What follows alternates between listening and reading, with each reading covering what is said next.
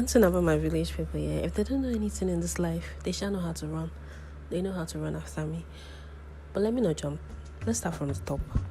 If you don't understand what Nigerians mean when they say your village people after you, just thank God for your life. It means you don't have witches and wizards in your village praying for your downfall and destruction. And come to think of it, why would you be responsible for your own problems when you have your village people to blame? Me, I don't know about witches and wizards, but I know that the one sure way that your village people can get you is through generational trauma that's passed on from one generation to the next. Pretty hairy stuff.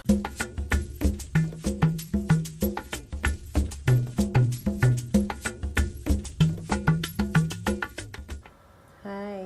So you're probably wondering, what is my own on the list? Which of the ways are my village people after me? Is it a safe space? Come closer. I'll whisper it. I have like an avoidant attachment style. Everybody has one. Not an avoidant attachment style, but like an attachment style. Mine just so happens to be avoidant. Because I remember that I used to say, I'd much rather than be vulnerable. This type of people, yeah, they feel like they don't need emotional intimacy, they avoid it. Have you ever sabotaged or ruined every single relationship or partnership you've been in? No? Good talk. It's very common in this part of the world for children to have strictly official relationship with their parents, which in turn leads to children who become emotionally unavailable. And that was why I felt like it was important to have this video, to shoot this video with my parental figure and examine how this cycle could have been passed down. This is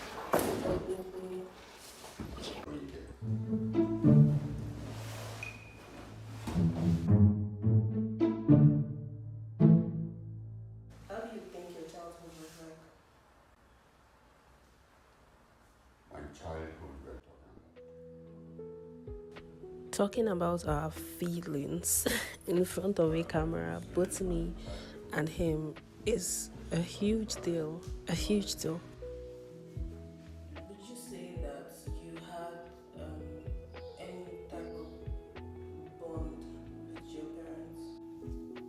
Before my father died, my father was one time a farmer.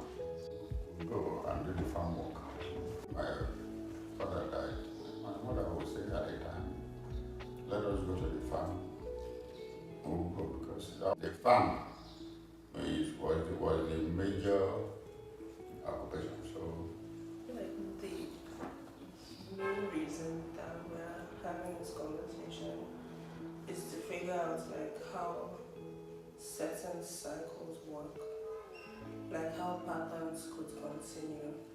So, say for example, you grew up in a household, like you said, where the major bond was constantly about the work that needed to be done. Not really your emotions, being able to talk about how you feel in particular. You could also find that because of that way that you were brought up, it could be something that when you have kids, or that is a relationship that you also cultivate with them. Me saying all of these things is not pointing the finger or anything, because things are passed down. Sitting down to have this conversation took a lot from me, but I'm glad that I went through with it, and it actually made me realize that he had also broken some cycles himself. I feel very privileged and honored to be able to have this type of conversation with my parents. So yeah, my village people might be after me, but I'm not just running.